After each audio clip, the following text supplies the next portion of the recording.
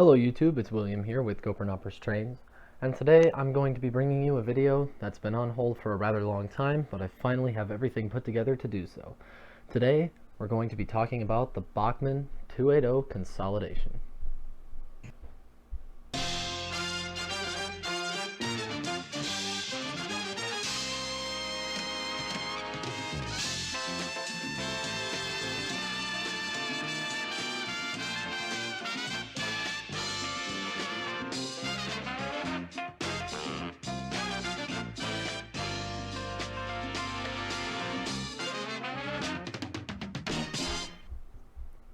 Alrighty, so let's get started with some basic background information. Mine is a Phase 2 production model with the white biscuit or pancake motor, depending on who you ask, directly driving the rear axle. It is straight geared to it, and this one of course has the infamous axles that are super prone to breakage. It does have an operating smoke unit inside the boiler, however I've disabled mine to prevent it from melting the stack. Bit of interesting backstory on this particular engine is that you're seeing two engines right now. I have the tender and shell from my first ever Consolidation, which is a Classic Collector Series 280. I believe it was Phase 1 production, or no, it was Phase 2, excuse me. Anyways, that thing was destroyed when I got it. It had shattered axles, all the problems, would not run whatsoever. Literally couldn't get it to stay quartered at all. Then not too long ago, I was browsing around on Mercari, and I came across one, $10 shipped, so I ended up picking that thing up. And unfortunately, the shell was in rather terrible shape. I don't know if you can see this, but the pilot is a slightly different color, and that's because the previous owner had done an absolutely terrible weathering job on the locomotive. I ended up swapping the shell for the original Reading. I would have preferred the AT&SF scheme that came with the other locomotive. However, it just looked absolutely awful. And unfortunately, the pilot is a bit discolored, but other than that, the engine is essentially perfect.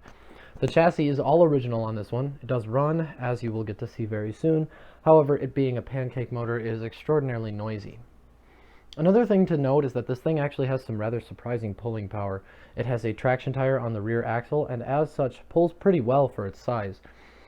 However, the drawback to this is that I can't actually run it on the inner track because the laughably small pilot wheels on this particular engine cannot handle switch points very well. I have a stronger spring on there, so it works fine now.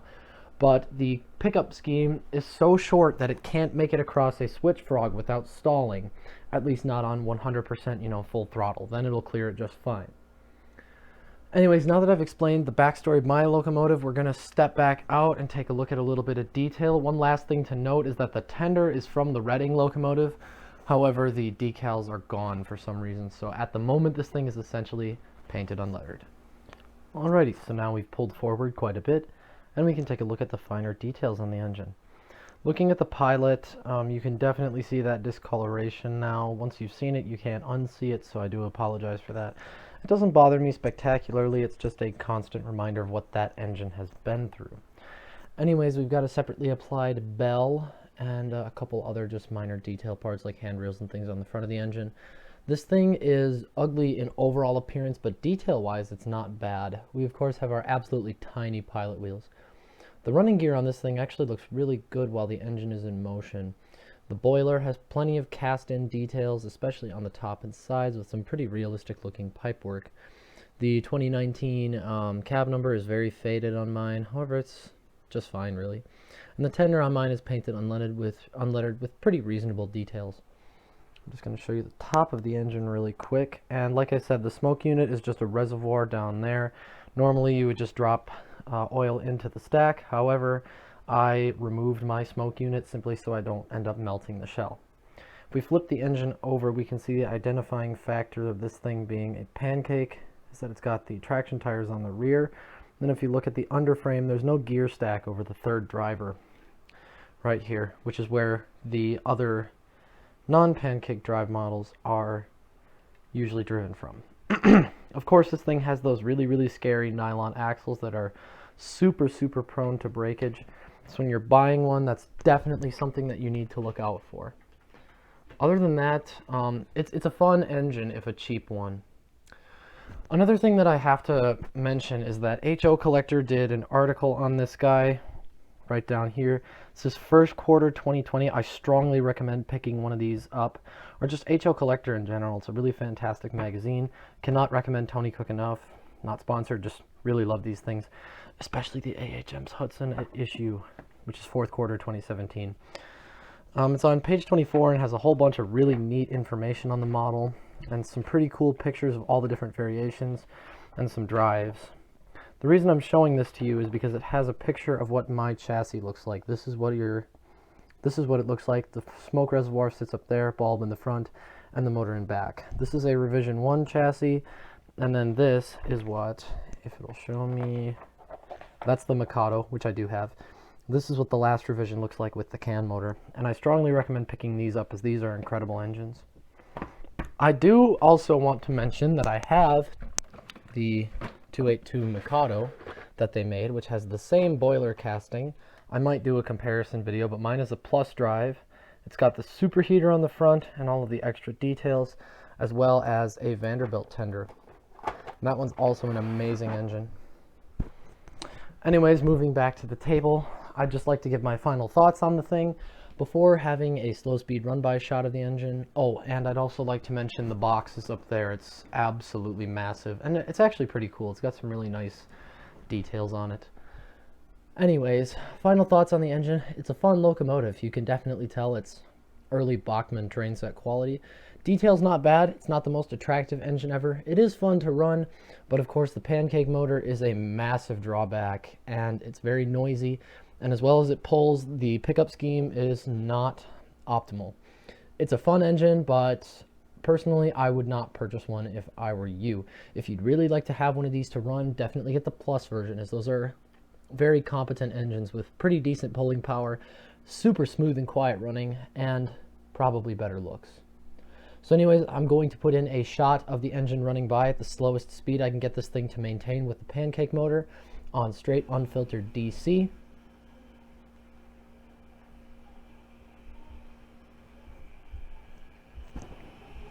Okay, so you've just seen the slow speed shot of the engine rolling by the camera, and before we go ahead and roll the thing out, there are a couple things I'd like to address before we do so. The important thing to remember with this locomotive is that no model is perfect. Some are much better than others. And in the case of this engine, this one is maligned for a reason. The early Bachmann pancake drive, consolidations, Mikados, and such are, quite frankly, not good engines whatsoever, maybe even terrible engines, especially depending on who you ask. I have this one because it was relatively attractive to me, being an early Bachmann model, and yes, it is ugly, but I really wanted one just to have it, to see it run, and maybe someday compare it to the Bachmann Plus version, which I would really like to get my hands on. Anyways, while you're watching the video, the thing that you need to remember is that no model is ever going to be perfect, and everyone starts somewhere. This could have been the in, or maybe even the out, to many people in the hobby. The wheels on this thing have been cleaned countless times. I've lubed up the drive, you know, the way it should be, not over-oiled or anything. And quite simply, it just doesn't run well. It's noisy, it's not smooth or quiet the way a model train should be, and it loses contact all over the place on the track. Plus, there's a little light leak right here on the headlight, which looks rather terrible on video. But I do enjoy this thing, and at a grand total of just around $20 for everything included, I'd say I didn't do terribly, although I didn't come out super far ahead either. Just keep in mind that this is going to be a rare example of one running, because these do have extreme flaws, and you need to be aware of that when you're watching the engine run. It absolutely is not perfect. One last thing I'd like to mention is that if I'd used a lighter or smaller consist, this thing would have run much better. When it runs with less cars, it actually doesn't have any pickup problems on the outer track. However, the headlight flickers like crazy in the video, and the engine cuts out multiple times simply because the consist it's dragging is super heavy and is putting a lot of strain on the chassis. But anyways, the important thing to remember is to just simply watch and enjoy the model for what it is. Don't expect it to perform well. Don't expect it to look great while doing it.